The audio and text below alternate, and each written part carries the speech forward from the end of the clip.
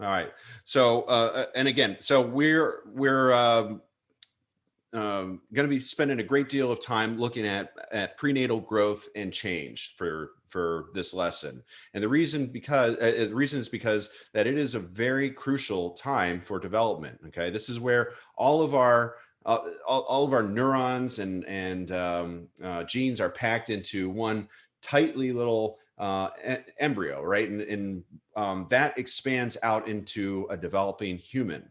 And if anything goes wrong within these critical stages, it could have lasting effects for the entire life of that individual, or even result in complications, in either health complications or mental health disorders or developmental delays, or many bad things could happen if anything goes wrong during this stage. So it really does have a trickle down effect. And that's kind of why we spend a little bit of time talking about this. And as you'll notice, as we get into more of the early adult, middle adult, there's really not a whole lot to talk about other than like moral development. There's really not much cognitive development that goes on there. There's really not much physical changes that occur other than maybe some hormones or menopause or something like that. But for the most part, after the age of adolescence, it's a pretty self-sustaining physical and cognitive development through there, unless something happens like disease, Alzheimer's, so on and so forth.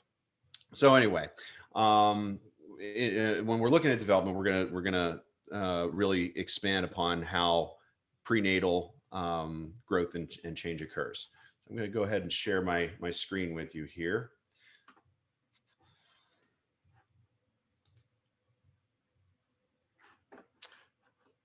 All right. So within prenatal growth and change, all right. So there are several ways to really look at this, because we're not going to really cover anything in the prenatal phase as far as cognitive or social growth, because we don't have that, right? But many things can come out of this stage in terms of cognitive and socialization, which we'll look at in future chapters. So we're going to really focus on the physical growth within the prenatal phase. Okay, so just a couple of terms for you. So fertilization, this is the moment of conception. This is when the embryo is fertilized and able to start this chemical and biological reaction that starts expanding cells at an exponential, just a crazy breakneck speed rate. Okay. We do have stages of prenatal period, which I'll cover. We have the pre-embryonic, we have the embryonic, and then we have the fetal stage, which I'll cover here a little bit. I'm also going to talk about some pregnancy problems, because those are important. And many of you that are going to be going into the field and working with children and working with families, this is going to be important for you, because you might have to provide some kind of counseling to would-be mothers or fathers, even if the father's in the picture. So helping them to understand some of these problems might help to deter some of these developmental delays later on. Okay, so that's going to be important. And then some of the prenatal environments, threats to development, again, that's going to really come out in the sphere of education and understanding. Okay, so all right, so fertilization, as I stated, it's the process by which the sperm and the ovum, and the male and the female, really come together and form this biological entity. Okay, and it starts out as a single cell, and then it expands. Once fertilization occurs, it just expands at a exponential rate. And that means cells divide, they split. They're just packed full of genetic material and blueprints that help everything to really expand and take form in terms of what would later be a fetus. Okay. So each sperm and ovum, they contain all the genetic blueprints, all the data that it needs to form a leg, or form neural pathways, or start to develop the spine and the head. Okay, and it's very interesting that we have so many genetic markers within us that versus other animals, which I'll talk about later, that it's really astonishing, because any one of those things that could go wrong, or any few of those things that can go wrong, could again lead to lifelong issues. Okay, and I'll show you kind of a comparison a little bit later when I talk about that. So we're going to start out by talking about the anatomy of the female reproductive organs. Okay, so many of you have probably had biology either in high school or in college or something like that, and I'm not going to really go into the weeds on how this occurs. But you know that during ovulation, the ovum travels down the tube, the fallopian tube, and implants itself into the uterine wall, where it usually waits to be fertilized. Okay, and once that happens, obviously it binds to that wall and starts to develop the necessary the necessary form it needs to develop a human. Okay, all right. So just quickly, I'm going to go through some of the stages, because the activity, hopefully we'll have, I'm hoping to have some time for activity today to talk about what stages are more critical than others in this. Okay, so I have a nice little picture here that kind of highlights what some of these stages look like, as far as, and I think these are actual pictures, microscopic pictures that we're looking at here. But the prenatal period lasts roughly around 9 months. Okay, that's what we expect it to be, is about 9 months. So within each one of those stages, we have the pre-embryonic stage, or the germinal stage. You can hear it referred to as either the two. Happens from fertilization from day 1 to about 2 weeks. All right, and this germinal stage, or pre-embryonic stage, it's the first and shortest stage, which really takes place within the 2 weeks following conception. And it's characterized by methodical cell division. And this is where they start to split into each one of whatever those jobs or cells. They start to work together to figure out what their purpose is, and take the form of whatever it is they need to take. And this is really where we get the term zygote. Okay, so you might have heard monozygotic or dizygotic. A zygote is just really a single form of cells that begin to take shape. Okay, we don't really have any kind of form yet. We don't have any human form. It's really indiscernible at this stage. Okay, but this is also where we will see the placenta. The placenta forms, providing what? It provides nourishment, right? And it helps with oxygenation. And it starts to provide that through the development of the umbilical cord. So we see all this happen within the first 2 weeks. And it's pretty impressive just how much can happen within that 2 weeks. Now, we don't have a lot of things that could disrupt these cells. These cells are pretty much automatic. We could have oxygenation problems, which we'll talk about later. We could have genetic issues. We could have teratogens or toxins or poisons, which could, in severe forms, develop this. Now, you might have heard that it's not advisable to drink during pregnancy, right?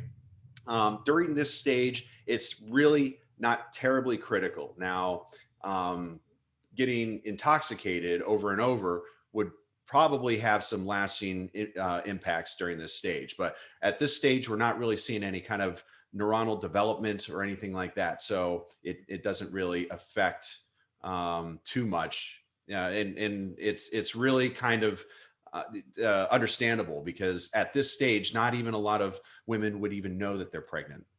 So they might be engaging in either drinking or drug use or something like that. So, oh, you can't see the slides. I am sorry.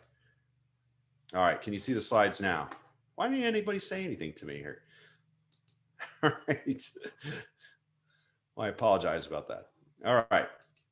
All right, so the embryonic stage, which is the second stage on here. Can you all see the slides now? Yes. Okay. Sorry about that.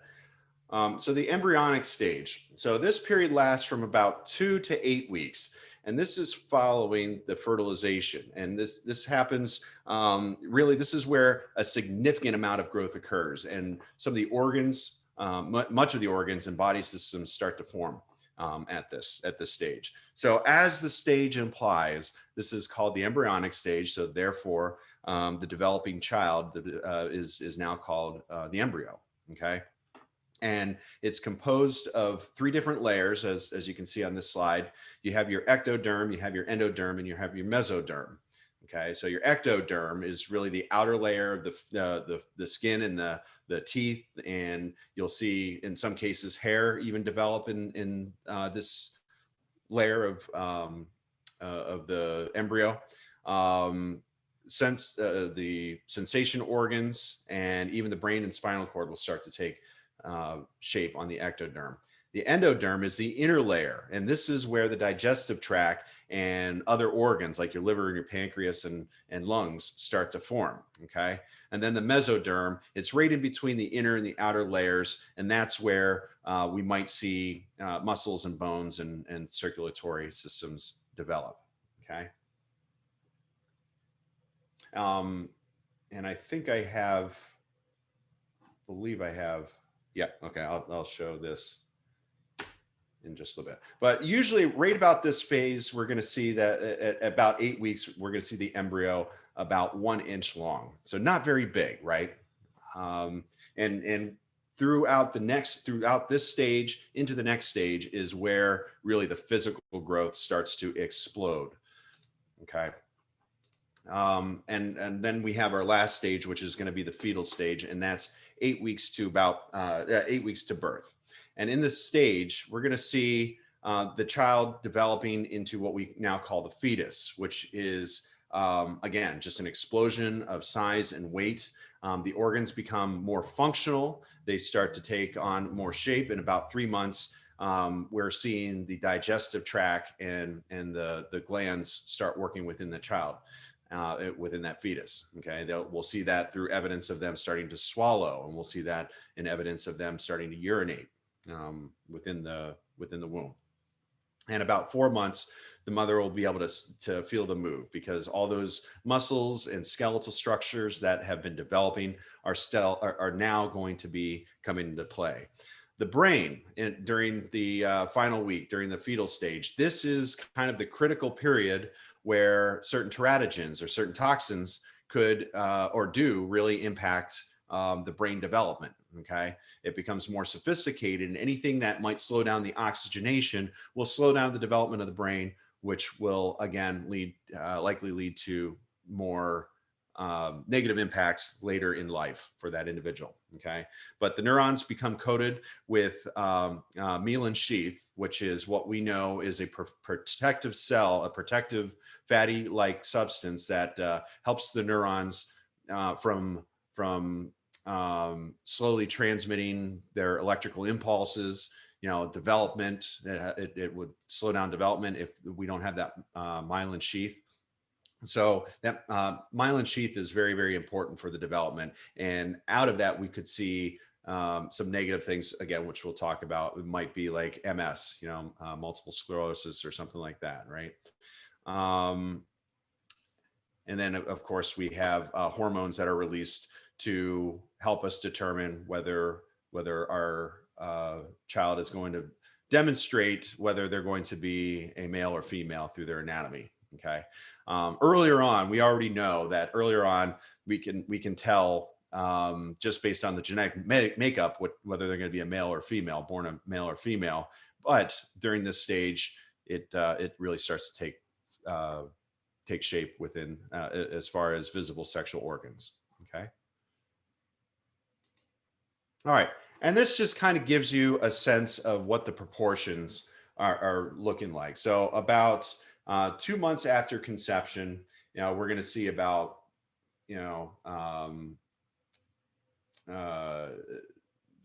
about half the size proportion as far as the head. So the head is about half the proportion of the body. Okay, because the skull starts to develop, the brain starts to develop the vital functioning for the liver and other organs. And then about 5 months, we'll see the head circumference. The head circumference doesn't really change, but the body will grow to match the head. And then about the age of newborn, we'll see the head proportion come into play. Now, when we get into infancy and we talk about newborns and infants, the head circumference makes a really big difference as far as what physical milestone. So pay attention to the head circumference. When we get into APGAR scales, maybe some of you that have been in the nursing program have used APGAR scales. That's one of the things we measure is the head circumference in proportion to the body. Okay, so that helps us determine whether there might be some physical growth issues or brain growth or skull growth, because if the skull isn't growing, if their body isn't growing, then that could indicate that perhaps the brain is also not developing as it should, or it might have some spacing issues in there, which could also be bad. Okay. All right. So that was a brief overview on a little take back to you for many of you in your biology classes. So I kind of breezed through that because what I really want to spend time in is the genetic predisposition. Okay. Basics of genetics. Maybe some of you have taken genetics before, but this, in terms of psychology and human development, genetics play a really big part. I think we talked last week about the argument of nature versus nurture. This is where the rubber meets the road, okay? Where genetics really play a big part in that nature part of human development, okay? So throughout your book, you probably heard of dominant traits and recessive traits. So just to kind of briefly touch upon those, a dominant trait is one that we can see that if there's like a dominant, if there's a characteristic of an individual, like say we have two parents that have blue eyes, okay, we would consider that to be a dominant trait, and it's one that would probably carry over into a newborn child. Okay, we might see that child develop with blue eyes. If both parents have schizophrenia, for example, that would be another example of a dominant trait. It's something that would likely be present within that child. Now, when we look at like further back in a family tree and ancestral lineage or something like that, maybe a great grandfather or grandfather or that had diabetes, okay, and neither of the parents had that, but that would be a gene that could be passed down through the parents, even though the parents didn't exhibit any of those issues or traits or characteristics. That child might receive that recessive gene, which could then develop into something that was unexpected. Okay, so that's kind of why, and when you keep in mind, that's kind of why when you go to the doctor, or if you're working with people, you're asking them about family history of things. In the field, when I'm working in my therapist capacity, one of the things I always look at is there mental health issues either with your parents or grandparents, because that could be an indication of like a recessive gene or something. So we always look at that. Not going to go too much into phenotype and genotype. Phenotype is just an observable trait, where genotype really is just a combination. It might not be visible, like schizophrenia, for example. It might not be something you can tell somebody has, or ADHD. That would be a genotype. And then phenotype would be, like we talked about, blue hair, or blue eyes, blonde hair, kind of observable. Okay. I have a really quick question. Yeah, go ahead. So, if alcoholism runs in a family, is that like a genetic trait? Like, how does stuff like that, quote unquote, go through a family and like run through like generational? Just because like I know that my great grandfather was an alcoholic, and so my grandfather doesn't drink because of that. Okay. And I've always been told like, oh, like alcoholism runs in our family, but that doesn't really make a lot of sense to me unless it's because addiction is often associated with other forms of mental illness. Hmm. And I know for a fact that mental illness most definitely runs through my father's side of the family, but they're stubborn Pennsylvania Dutch. So they just bottle it all up. And then one day they die and they don't talk about it. Yeah. Um, so is that more related to the fact that like it's like the addiction, the alcoholism and stuff like that is related to other forms of mental illness like depression, Mhm. ADHD, stuff like that? Well, and that's a very good question, and that's one that we are still pondering even today. And I know that you probably have heard, and you know, the media sensationalizes some of these issues, but just in my experience, I would say that alcoholism and addiction is politicized. We call that a disease because a disease gets attention, a disease gets funding. So I think, just with my experience in the drug and alcohol field, I think that that's why we call it a disease, and that's kind of why we push it as a disease. And like you described, it could be something that's inherited. Um, but also from my experience, I also know, and we do know this from genetic testing, that there are markers for depression, there are markers for anxiety, which could lead to somebody to be a little bit more impulsive, right? Especially with bipolar. We do know that people diagnosed with bipolar tend to have impulsivity, and they tend to shirk um, uh, uh, accountability and responsibility for things. So that might be a recipe for alcoholism or addiction. But absolutely, I think to some degree we do have it right, and we can say that if we live in an environment where one or both parents are alcoholics or they have that addictive behavior, then we have a couple things going on there. First of all, we have that mental health component that we do know is genetic, and then we have that nurture environment, right? We have traits and examples. These parents are setting examples of how to cope. You know, poor coping strategies would be engaging in substance use. So absolutely, I mean, to some degree it is inheritable, but maybe not necessarily in the terms of just being alcohol. It could just be addictive behaviors that are passed down. Does that make sense? Yeah, that makes total sense. And like coming from someone who I have my own mental illness and like seeing like the behavior of like my father's side of the family, I'm like, yeah, there's definitely something there. Like, I'm convinced that my father has undiagnosed ADHD, and you can't Yeah. convince me otherwise. Whether or not anything's going to change, because again, he's stubborn Pennsylvania Dutch, and he's just going to bottle it all up. And then one day he'll die and he'll never address it. Yeah, yeah. And you brought up ADHD. Just I'm curious, does he smoke too? No, Oh, okay. Does he use any kind of stimulants like coffee or anything? no, he doesn't. Both my parents stopped drinking caffeinated coffee years ago. My mother also has diagnosed ADHD. So Okay. that's where like I know for a fact I get it from. Okay. I, Um, but neither of them drink caffeinated coffee.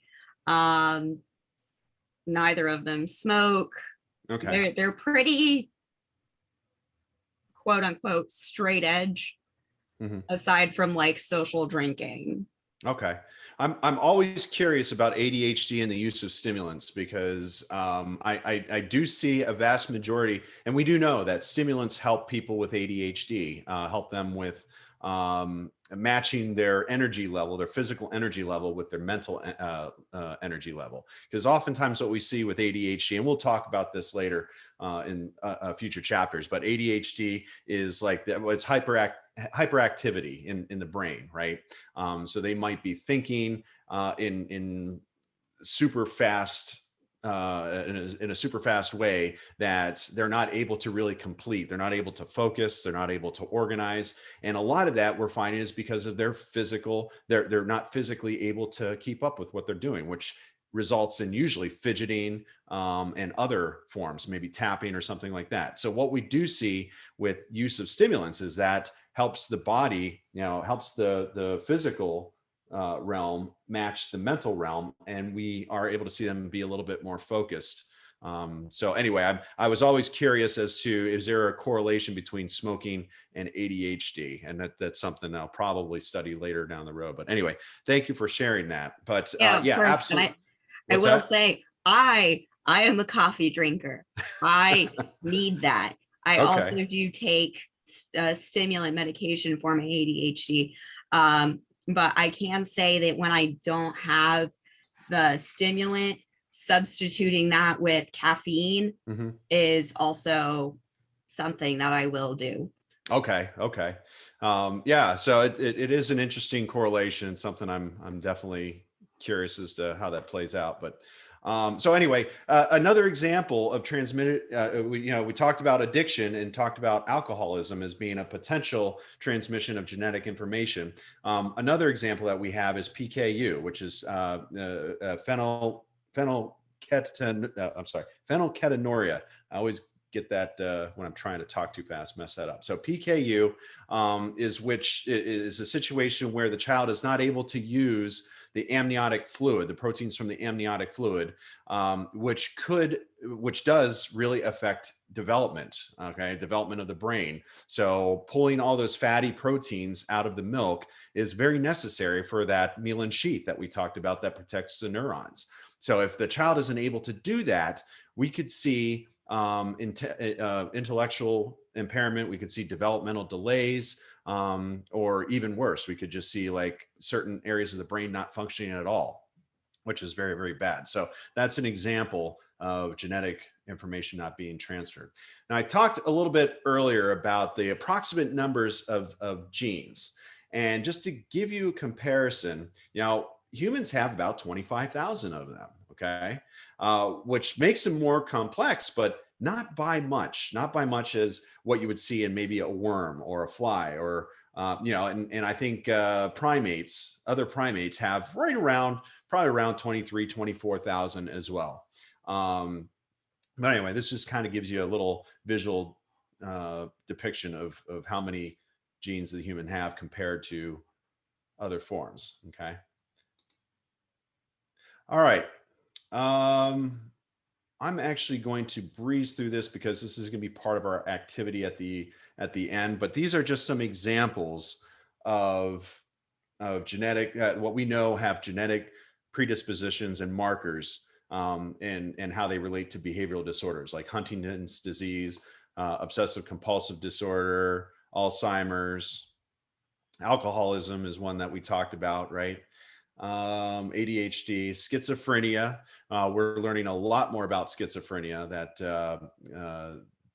especially with twins, that it is a um, very genetic disorder. Okay. Some severe psychological disorders that have been shown to be due to genetic factors are schizophrenia, alcoholism again, autism spectrum disorder, attention deficit. And again, these are ones that we can both see in dominant genetic traits, and recessive traits, recessive genes as well. Okay. So a grandparent that had attention deficit or ADHD or maybe even autism, we could see that skip a generation and come down to another, like a grandchild or something like that, or great grandchild. That does happen. Okay.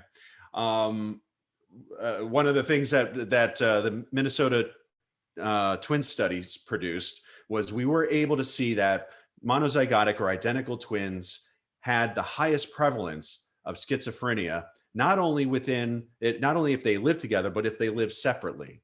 So we could say that almost that, and actually it says 48%. I've seen figures that are actually higher than that, like up to 80% prevalence, especially if they're living in the same environment. They're picking up on behavioral traits as well from either parents or or their sibling or their identical twin. But this is showing like lifetime risk of developing schizophrenia could happen if your identical twin had it. This is showing 48%. And again, I've seen figures that are much, much higher.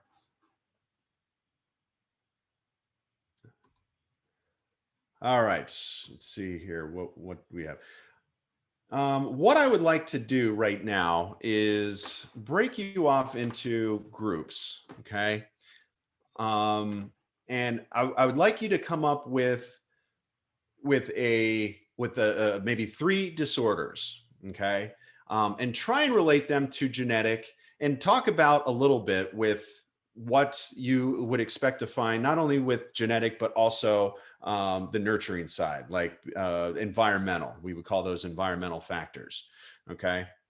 So come up with three disorders. It could be alcoholism. Okay. It could be, try not to use schizophrenia because we already talked about that. But I'll break you up into groups of three, excuse me, and see what you come up with. And then um, what you would do to help parents understand. So pretend like you're a counselor, or maybe you're in the nursing role and taking somebody in an intake or something like that, and you're wanting to understand like the genetic predispositions to this. So maybe you're going to get information from them somehow, and then how you're going to counsel them and help them or point them in the right direction. Does that make sense? All right. So what I'm going to do is break you off into groups of three randomly. Okay. Um, let's see here. I can figure out how to do groups. Participants.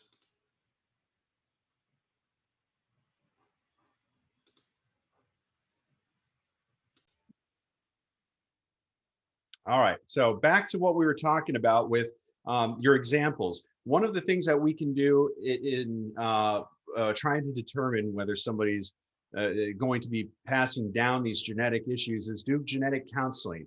And this kind of counseling really focuses on helping people deal with those issues that may have either that may either be prevalent with the mom and dad, or may be prevalent with further down the lineage, like grandparents or great grandparents. Okay. So getting a good family history would be the key to determining what potential issues might come up.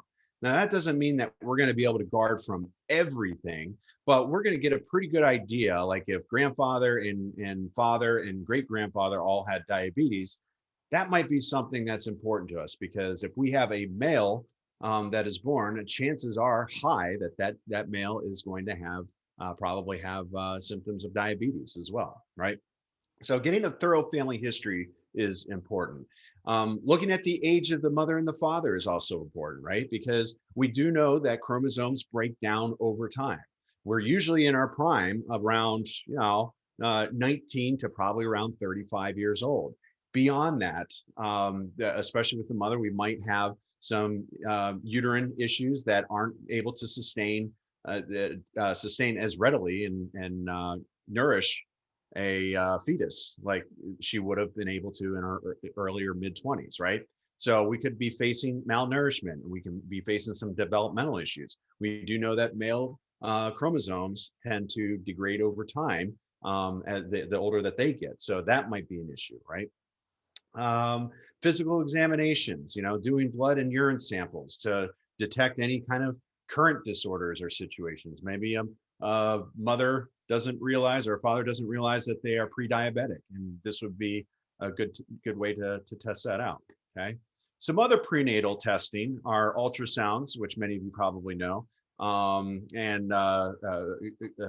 chorionic villus sampling, CVS, to test the hair-like follicles that surround the embryo, and amniocentesis, which is examining the fetal cells itself by inserting a needle into the fluid. Okay. And these will help with genetic markers, being able to see if there are certain things that are missing, certain chromosomes or proteins that are missing or skew, and it can help with early detection. For screening for other future problems, blood tests and amniocentesis can look for Huntington's disease, and various other things. Okay. And some of the other ones that are available here, I do have a list. I'm not going to go through each one of these, but cystic fibrosis, certain types of cancer, we can see the onset of those earlier on through DNA-based testing. Fragile X syndrome, which could indicate intellectual disabilities later in life. We'll talk about that. And Huntington's disease, which is neurological degeneration. Okay. I actually Mm-hmm. am very good friends with a family who 3 out of their 5 children have Fragile X. Okay. Okay. And that comes out, that shows up as intellectual, like certain Yeah, it's delays. And very similar to autism in the way that it's presented, particularly in these children or in these children. I don't know if similarly to autism, if Fragile X runs on a spectrum, Mhm. but yeah, so it is genetic because and like I knew that. Yeah. Um, and I think they did get the genetic testing done for their 2 youngest. So Okay. in their family, it's their eldest son and then their 2 youngest children, their youngest daughter and their youngest son, Okay. all have Fragile X. And I think they got the genetic testing done with the other two, Yeah. or with the other 4 actually that came after their eldest. Okay. So And they have 2 neurotypical children and then 3. and those things are helpful because now we're seeing trends, and that can help them make better, more informed decisions if they choose to have any other kids or those kids have kids. So that's important to be able. Thank you for sharing that. It's just some of the environmental threats, and I'm going to go through a couple of these because these are really important to understand, especially if you're working with would-be parents, either mother or whatever their living situation might be. But teratogens is one of the terms that you'll probably hear frequently throughout this course and any other courses that deal with children. And these are environmental agents, such as, like, it could be a chemical or virus or even some kind of toxin in the water. These are things that can affect the neurological and physical development of a child in the prenatal phase. So some of those could be like lead in the water. It could be a medicine that the mother is taking that could be affecting development. And we want to be aware of those things because as we see, and this chart does a really good job showing this, the higher we go in development, we're going to start to see major structural issues. Like if we have lead or mercury, high levels of lead or mercury in the mother's diet, or if she's taking some kind of either prescription or recreational drugs, earlier on, we're going to see in the embryo stage. And remember, I talked about the prenatal stage, the pre-embryonic stage, where it doesn't really matter so much. I'm not going to say it doesn't matter at all, but we can usually see the genetic markers bounce back and the development bounce back after that initial 2-week period. But beyond that, when we start to get into month 3 and 4, and we're starting to see the structural development, those teratogens and toxins will have a lasting impact on the development of that child.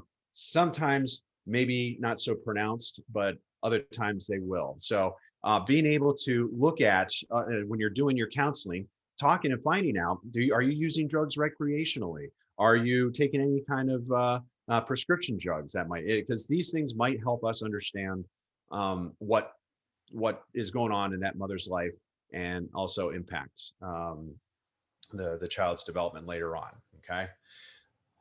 And so what about, let me ask you something. I'm just going to this is a rhetorical question, but what about a father's behavior? What kind of teratogens can the father bring to the table? Maybe he is secondhand smoking or drinking and promoting unhealthy lifestyles to the mother, right?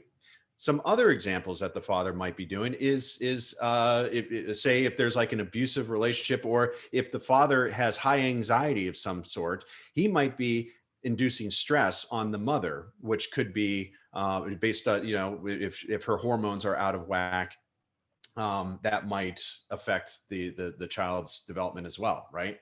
We do know that stress within the mother can have an adverse effect on a developing fetus. Mother's diet plays a big role in that. That's why we have so many programs like Women, Infant, and Children that help with hunger. To if a mother or a family qualifies, they can provide dietary supplements or something to make sure that the mother is getting the nutrients that she needs to build the fetus. Okay. Mother's age, we talked about. Anything over 30 doesn't necessarily mean they can't get pregnant, but it puts them at an increasingly higher risk of birth complications later on, such as premature birth, low birth weight, and even Down syndrome. Okay. Adolescent mothers are likely to have premature deliveries, and that could be for different reasons. It could be because of the lifestyle that they're living. They could be very active. They could be engaging in not so healthy activities as well, right? Such as smoking or drinking. Prenatal support, again, teenage moms may not have the support that they need to help nourish their bodies and nourish that fetus. Okay. Mother's health, we kind of talked about a little bit. What kind of ailments or disorders or disease does she have as well? Okay. Drug use, we talked about. Ensuring that they are not using drugs or alcohol or even tobacco during those sensitive periods throughout the birth. Okay. And maybe pointing them into alerting them to the risks that could occur and pointing them to the resources that they need to maybe reduce or cessate that. And we talked about the father's environment as well: secondhand smoke, alcohol, leading to chromosomal damage, so on and so forth. Okay.